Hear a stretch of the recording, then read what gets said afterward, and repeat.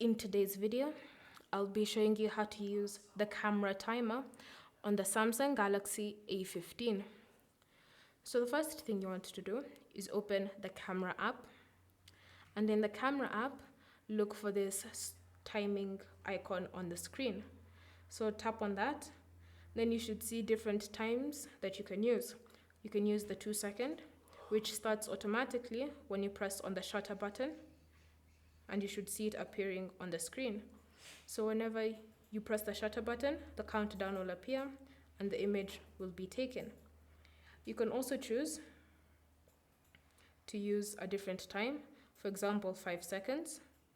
Then it's the same principle, shutter button, countdown, and the image will be taken. You can also choose to stop the countdown if you find yourself midway and you want to adjust something. For example, say you've chosen the 10-second option and then you've started the countdown. To stop it, just press where the shutter button used to be and the countdown will be stopped. Thank you for watching. If you have any questions or comments, leave them down below and we'll get back to you.